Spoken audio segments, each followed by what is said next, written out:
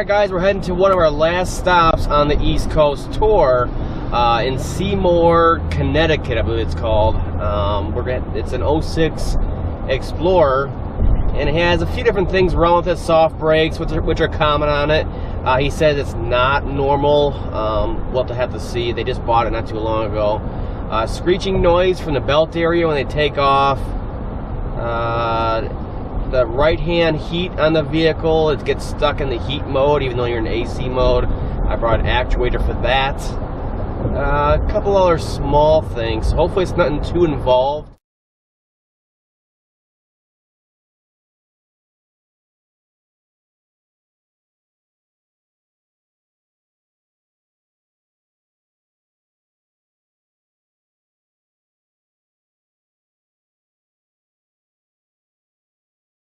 Alright, we're out driving around in this 06 Explorer, trying to get it to act up. He says the belt squeal's pretty good to take off from a stop.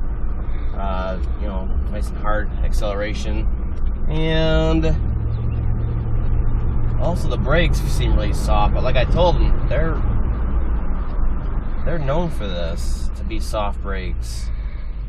And so far, I am not feeling anything at all that's abnormal for, you know, an Explorer. Even for an Explorer, they feel really good. So I don't know. Maybe they have brake fade once they get hot. They're cheaper pads. I'm not sure. I'm trying to drive it around, get them hot. Everything's hills around here, so I figure if I can get them hot and try to see what they're talking about. Supposedly, it just didn't want to stop the other day going down the hill. You know, coming to a stop sign, and that's obviously not good. Alright, so we're leaving Seymour, Connecticut. Seymour. That one turned out very well, actually. The guy took care of the misfire, the hesitation himself, and needed some advice and some other things.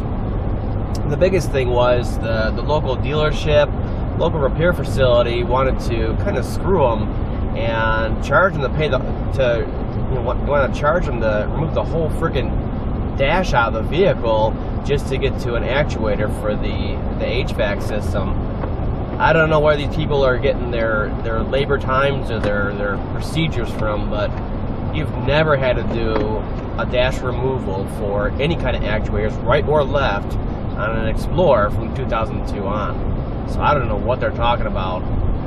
But that kind of stuff scares people away, and I don't know if he took it to, well, I think he said he took it to the Lincoln dealer, but even then, sometimes they're not too familiar with the Ford brands, their exact setup. So the biggest thing we did was change the actuator out that would get stuck in the hot position. That's never good, especially when you're sitting in traffic and stuff like that. Like he was saying, yeah, that's the passenger side, but the floor is roasting hot, getting stuck in the full hot. And he has AC coming up here, so that just messes you up, I tell you. And then you're jerking around with it. It's really aggravating. So, I mean, it was like 15 minutes I took care of that, so I don't know why these dealers are doing that. It's easy work, and it's good money. So, after 2 miles. We took care of that for him, so he's not out all that money.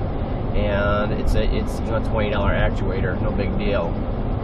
So overall, the last few days, the stops have been very easy. Everything's going just right. It's kind of how I envisioned the tour, and this is a great way to end it, I guess. It's better to have the hard job in the beginning than the end, for sure.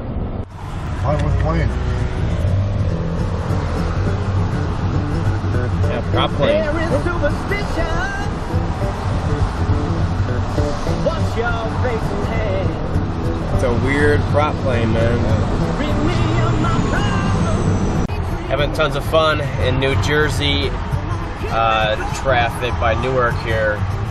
Just trying to get out of this area and get to Philadelphia.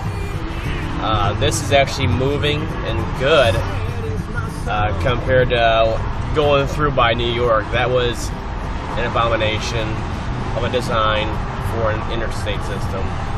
I tell you that right now. And I've been through Chicago traffic in just about all the major expressways during rush hour. Wow. So this is all we gotta deal with now. I'm gonna get it out of this area. and get to open country again. You can see there's a lot of traffic ahead of us. It's just, at least it's moving though. So, of course, we're merging, we're splitting, we're merging, we're splitting. In the meantime, these airplanes keep flying overhead.